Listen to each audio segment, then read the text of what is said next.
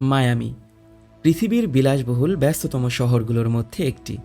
সেখানে ওভার স্পিডে গাড়ি চালাচ্ছে ডিটেকটিভ মাইক এবং তার সহকারী মার্কাস। মাইকের বেপরোয়া গাড়ি চালানোর জন্য মার্কাস অসুস্থ হয়ে পড়ে।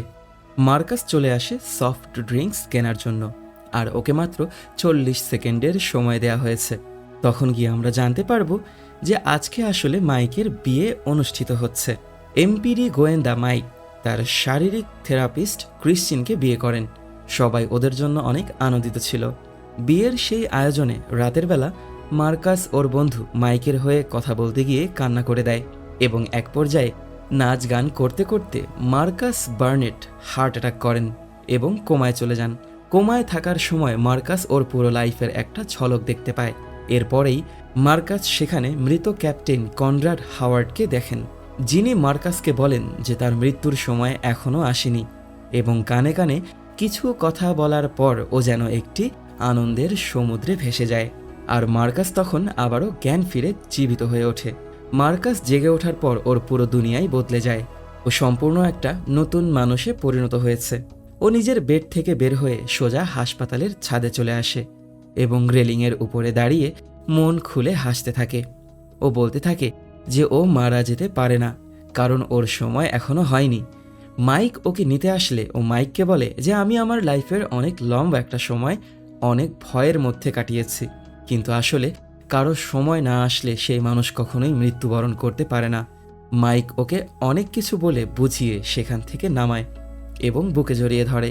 মার্কাস তখন মাইককে বলে যে একটা তুফান আসতে যাচ্ছে, যার মাধ্যমে তোমাকে টেস্ট করা হবে এবং তোমাকে একটি কঠিন সিদ্ধান্ত নিতে হবে, কিন্তু তোমাকে মনে রাখতে হবে যে তোমার মন ভালো।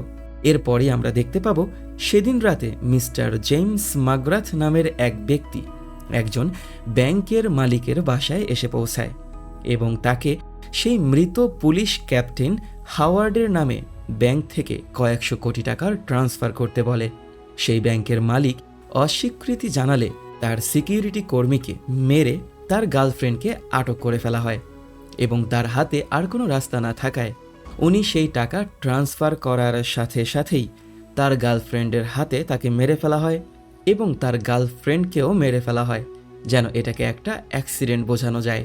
এর কিছুদিন পরই একটি সংবাদে জানানো হয় যে মৃত ক্যাপ্টেন হাওয়ার্ড মাদক কার্টেলের সঙ্গে দুর্নীতিতে জড়িত ছিলেন। এই সংবাদ পেয়ে মাইক পুলিশ স্টেশনে এসে পৌঁছায়। ক্যাপ্টেন হাওয়ার্ডের মৃত্যুর পর তার উত্তরাধিকার কলঙ্কিত হওয়ায় মাইক এবং মার্কাস ওদের মৃত ক্যাপ্টেনের অভিযোগ ভুল প্রমাণ করতে দৃঢ় প্রতিজ্ঞ। মাইক এবং মার্কাস ওদের মৃত ক্যাপ্টেনকে অনেক ভালোভাবেই জানতেন এবং ওরা জানে যে ওদের ক্যাপ্টেন কখনোই এই ধরনের কাজকর্মের সাথে জড়িত থাকা একেবারেই সম্ভব না। মাইক এবং মার্কাস চলে আসে মাইকের ছেলে আর্মান্ডো আর্টোসের কাছে, যে কিনা ক্যাপ্টেন হাওয়ার্ডকে হত্যার জন্য কারাগারে বন্দী আছে। আর্মান্ডো জানায় যে ক্যাপ্টেন হাওয়ার্ড কোনো দুর্নীতির সাথে জড়িত ছিলেন না, বরং দুর্নীতিবাজদের সম্পর্কে জানতেন। ফলে পুলিশে থাকা দুর্নীতিগ্রস্ত কর্মকর্তারা আর্মান্ডো এবং তার মাকে ভাড়া করেন ক্যাপ্টেন হাওয়ার্ডকে হত্যা করার জন্য, এবং ওরা সেটাই করেছিল। আর্মান্ডো আরও জানায় যে দোষীদের চিহ্নিত করতে সাহায্য করতে পারবে ও। তবে এই আলোচনা সেখানে থাকা এক পুলিশ অফিসার শুনে ফেলে। দুর্নীতিগ্রস্ত সন্ত্রাসরা মৃত ক্যাপ্টেন হাওয়ার্ডের কম্পিউটারে প্রবেশের চেষ্টা করলে একটি ফেইল সেফের সম্মুখীন হয়, মানে আগে থেকেই রেকর্ড করে রাখা একটি ভিডিও মাইক এবং মার্কাসের কাছে অটোমেটিক্যালি চলে যায়। ওদের মৃত ক্যাপ্টেন হাওয়ার্ড সেই ভিডিওতে ওদেরকে বলে, যদি তোমরা এই ভিডিও দেখে থাকো তার মানে আমি এই মুহূর্তে মারা গিয়েছি, তোমরা কাউকে বিশ্বাস করো না। এবং ক্যাপ্টেন হাওয়ার্ড কোক বটল নামে একটি কোড বলেন এবং সেই কোড শোনার পরেই ওরা বুঝতে পারে যে এই তথ্য ওদের সাবেক হ্যাকার সহকর্মী ফ্লেচারের কাছে দেয়া হয়েছে। সেই ফেইল সেফের অটোমেটিক ভিডিও কাদের কাছে গেছে সেইটা সন্ত্রাসীরা ট্র্যাকিং করে ফেলে এবং মাইক ও মার্কাসের তথ্য খুঁজে বের করে ফেলে এবং 24 ঘন্টা ওদের উপরে নজর রাখা শুরু হয়। অপরদিকে মাইক এবং মার্কাস ওদের সাবেক হ্যাকার সহকর্মী ফ্লেচারের ক্লাবে চলে আসে। তখন মাইক মার্কাসকে সেফ থাকতে বললে মার্কাস বলে যে আমি এই মুহূর্তে মারা যাব না, এবং সেটা প্রমাণ করার জন্য ও রাস্তায় চলন্ত গাড়ি চলাচলের মধ্যেই নেমে সেখানেই ড্যান্স করা শুরু করে। মাইক তখন অনেক ভয় পেয়ে যায় এবং রাগে গরম হয়ে যায় এবং মার্কাসকে বকাবাদ্য করে। তখনই সেখানে আমরা দেখতে পাবো খাবি লেম নামের সেই পপুলার কন্টেন্ট ক্রিয়েটরকে। মাইক এবং মার্কাস ফ্লেচার নামের সেই হ্যাকারের সাথে দেখা করে। কোনো এক সময় ফ্লেচার নামের এই হ্যাকারের জীবন বাঁচিয়েছিল ক্যাপ্টেন হাওয়ার্ড, তাই ফ্লেচার ওদেরকে সাহায্য করার জন্য রাজি হয়। কিন্তু ফ্লেচার সবকিছু খুলে বলার আগেই সন্ত্রাসরা ফ্লেচারকে গুলি করে মেরে ফেলে। সন্ত্রাসীরা ওদের উপরে গুলি চালাতে থাকে, কিন্তু মার্কাস জুস খাওয়া নিয়ে ব্যস্ত হয়ে পড়ে। এরপরেই মার্কাস সেখানে হিরোর মতো উঠে সন্ত্রাসদের উপরে গুলিবর্ষণ শুরু করে। সন্ত্রাসরা সেখান থেকে পালিয়ে যাওয়া শুরু করলে ওরা পাল্টা ধাওয়া শুরু করে। মাইক একটু সময়ের জন্য প্যানিক অ্যাটাকে অন্যমনস্ক হয়ে গেলে মার্কাস এসে মাইকের জীবন বাঁচায়।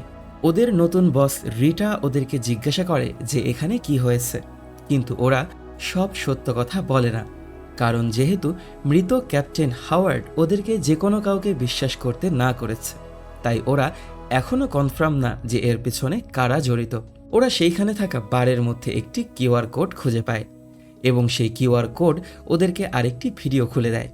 ওরা জানতে পারে যে পুলিশদের স্টোরেজ সেকশনে ওদের জন্য কিছু তথ্য রাখা আছে, যার মাধ্যমে ওরা খুঁজে বের করতে পারবে যে এইসবের পিছনে কারা দায়ী। ওরা তখন সেখানে থাকা দুজন পুলিশ অফিসারকে কিছু তথ্য খুঁজে বের করার আদেশ দেয়। অন্যদিকে মাইকের ছেলে আর্মান্ডো কয়েকজন ষড়যন্ত্রকারীর দ্বারা আক্রমণের শিকার হয় জেলের মধ্যেই, যেহেতু আর্মান্ডো সেই সন্ত্রাসদেরকে দেখলে চিনতে পারবে এমনটা বলেছে বিধায়। মাইক তখন ওর ছেলেকে বাঁচানোর জন্য ঊর্ধ্বতন কর্মকর্তাদের থেকে সহযোগিতা চায়। মাইক এবং মার্কাস আর্মান্ডোকে আরও সুরক্ষিত স্থানে নিয়ে যাওয়ার ব্যবস্থা করে। তবে ষড়যন্ত্রকারী সন্ত্রাসরা পুলিশ সেজে হেলিকপ্টারে প্রবেশ করে এবং পাইলট ও গার্ডদেরকে হত্যা করে, তাও আবার মাইক এবং মার্কাসের বন্দুক ব্যবহার করেই।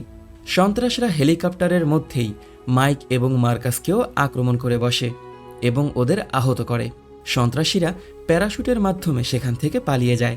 মাইকের ছেলে খাঁচার সাথেই সেই হেলিকপ্টার থেকে পড়ে যেতে নেয়, কিন্তু মাইক সেই খাঁচার তালা খুলে একটুর জন্য ওর ছেলেকে বাঁচিয়ে ফেলে। হেলিকপ্টারটি পানিতে এসে ভেঙে পড়ে, কিন্তু মাইক, মার্কাস এবং আর্মান্ডো ওরা বেঁচে যায়। পুলিশ অফিসাররা ওদেরকে খোঁজা শুরু করে দেয়, যেহেতু ওদের বন্দুক ব্যবহার করেই অন্যান্য অফিসারদেরকে মেরে ফেলা হয়েছে। পুলিশরা ভেবে নেয় মাইক ওর সন্তানকে বাঁচানোর জন্য এইসব করেছে।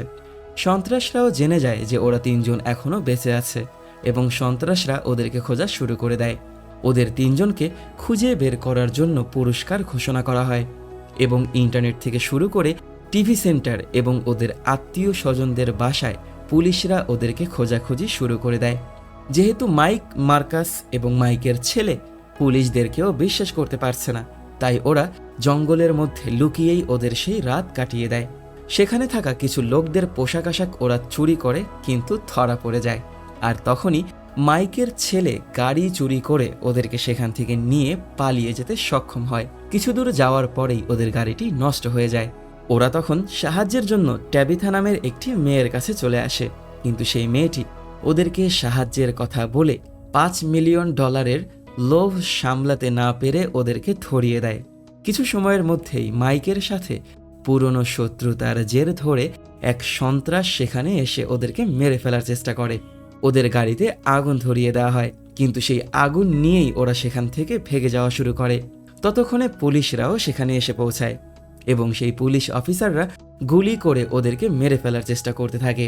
গাড়ির ইঞ্জিনে যখন আগুন ছড়িয়ে যায়, তখন ওরা গাড়ি থেকে ঝাঁপ দেয় এবং গাড়িটি সেখানে ব্লাস্ট হয়ে যায়।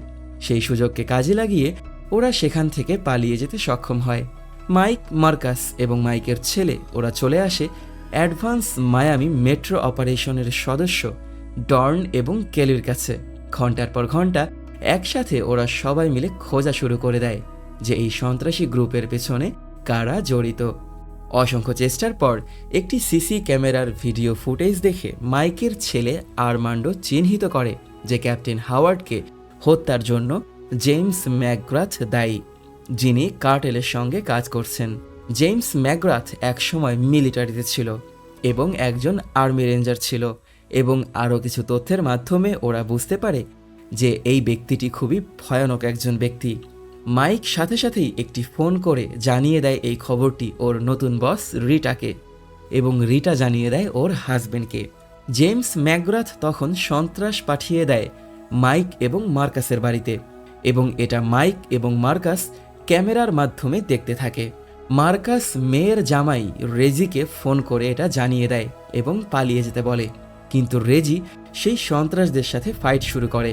রেজি একজন মেরিন, তাই ও খুব দক্ষতার সাথে সব সন্ত্রাসদেরকে একে একে মেরে ফেলা শুরু করে, যেটাকে সিসি ক্যামেরার মাধ্যমে মাইক এবং মার্কাস দেখে একেবারেই অবাক হয়ে যায়। মাইক ওর স্ত্রী ক্রিশ্চিনকে সতর্ক করে দেয়, কিন্তু ততক্ষণে অনেক দেরি হয়ে যায়। জেমস ম্যাকগ্রাথ মাইকের স্ত্রী ক্রিশ্চিন এবং এক পুলিশ সদস্যের মেয়ে ক্যালিকে অপহরণ করে। জেমস ম্যাকগ্রাথ নামের সেই সন্ত্রাস মাইকের ছেলের বদলে ওর স্ত্রীকে ছেড়ে দেওয়ার জন্য প্রতিজ্ঞা করে, কিন্তু মাইক অস্বীকৃতি জানায়। তখন গিয়ে ওরা বুঝতে পারে যে ওরা সন্ত্রাসদের পরিচয় সম্পর্কে শুধুমাত্র রিটাকে জানিয়েছে। রিটা এই কাজ করতে পারে না, তার মানে রিটার স্বামী দোষী। ওরা সাথে সাথেই আবারও রিটাকে ফোন করে এটা জানিয়ে দেয়। রিটার হাজবেন্ড যখন বুঝতে পারে যে রিটা এই ব্যাপারে জেনে গেছে, তখন গিয়ে ওদের মধ্যে মারামারি শুরু হয়। রিটাকে যখনই ওর হাজবেন্ড একেবারেই মেরে ফেলবে, ঠিক তখনই ডর্ন এবং ক্যালি এসে রিটাকে বাঁচিয়ে ফেলে এবং রিটার হাজবেন্ডকে বন্দি করে ফেলা হয়। রিটার মন তখন ভেঙে যায় এবং রিটা মাইককে সরি বলে। ওরা মাত্র 6 জনের একটা টিম, এবং ওরা এই মুহূর্তে এই 6 জন বাদে কেউ আর অন্য কাউকে বিশ্বাস করতে পারছে না। তাই ওরা সিদ্ধান্ত নেয় ওরা একাই এই যুদ্ধ জিতবে। রিটার হাজবেন্ড রিটাকে সরি বলে, কিন্তু রিটা ওর হাজবেন্ডকে আর ভরসা করতে পারে না। মাইক রিটার হাজবেন্ড সেজে জেমস ম্যাকগ্রাথকে ফোন করে বসে এবং লকডাউনের জন্য বন্ধ হয়ে যাওয়া সেই শহরের একটি পুরনো অ্যামিউজমেন্ট পার্কে ওদেরকে দেখা করতে বলে। পরের দিন সকালবেলা ওরা নিজেদেরকে একটি পারফেক্ট যুদ্ধের জন্য প্রস্তুত করে। ওরা একটি পারফেক্ট প্ল্যান করে পুরো জায়গাটিকে চারিদিক থেকেই ঘিরে ফেলে। ওরা জানতে পারে সেই অ্যামিউজমেন্ট পার্কে পৃথিবীর সবথেকে পুরাতন কুমিরগুলোর মধ্যে একটি বসবাস করে। ওরা এটা জানতে পেরে একেবারেই অবাক হয়ে যায়। ওরা রিটার হাজবেন্ডের সাথে সেখানে এসে ল্যান্ড করে এবং কুমিরের হালচাল দেখে সন্ত্রাসীরা বুঝতে পারে যে এখানে আরও মানুষ আছে। মাইক গুলি করতে ভয় পায় এবং প্যানিক অ্যাটাকে চলে যায়। ওদের মধ্যে গোলাগুলি শুরু হয়। ভয়ঙ্কর এক বন্দুক যুদ্ধে লিপ্ত হয় ওরা সবাই। ড্রোন ব্যবহার করে সন্ত্রাসদের স্নাইপারদেরকে মেরে ফেলা হয়। মাইক প্যানিক অ্যাটাকের জন্য অনেক ভয় পেয়ে যায়, কিন্তু খানিক সময়ের মধ্যেই ও নিজের স্ত্রীর কথা ভেবে নিজেকে ঠিক করে নেয়। ওর সামনে তখন চলে আসে ওর মৃত ক্যাপ্টেন হাওয়ার্ডের আত্মা এবং ওকে বলে সবকিছু ঠিক আছে। সাথে সাথেই ও পুরোপুরি সাহস ফিরে পায় এবং ও নিজেও মার্কাসের মতো পাগলামো শুরু করে। এরপরেই মাইক এবং মার্কাস দুজন একসাথে মিলে এত অসাধারণ একটি ফাইট করে যা বলার বাইরে। ওরা একে একে সেইখানে থাকা সন্ত্রাসদেরকে হত্যা করা শুরু করে। মাইক এবং মার্কাসের সাথে যুক্ত হয় মাইকের ছেলে, এবং ড্রোন ব্যবহার করে সেই পার্কের ভিতরে স্মোক গ্রেনেড ছুঁড়ে ফেলা হয়।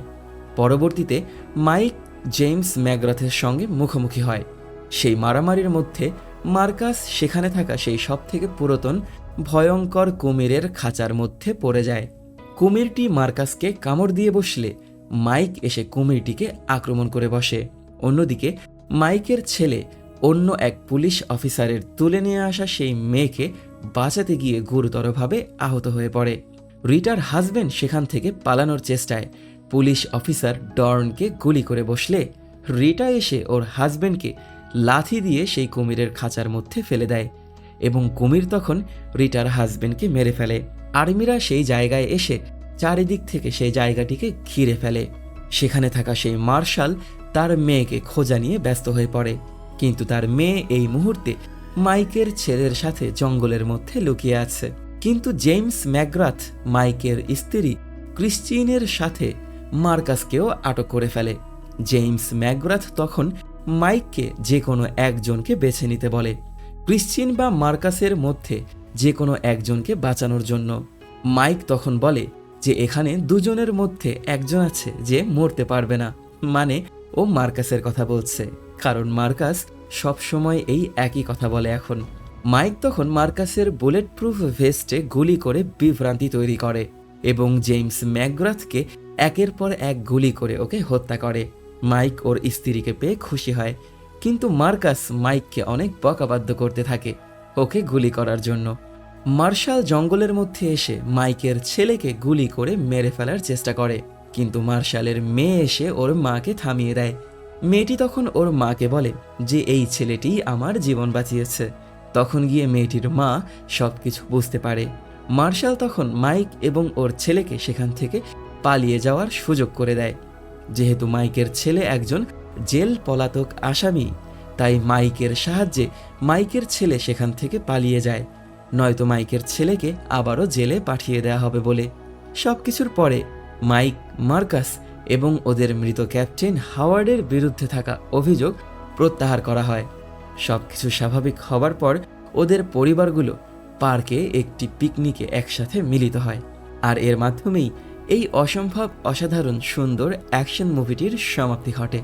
তো ভিডিওটি যদি তোমাদের কাছে ভালো লেগে থাকে তাহলে লাইক, কমেন্ট এবং শেয়ার করে দিও। সাবস্ক্রাইব করে পাশেই থেকো। পরবর্তী ভিডিও দেখার আমন্ত্রণ জানিয়ে বিদায় নিচ্ছি আমি অনিক আলভিন। টাটা।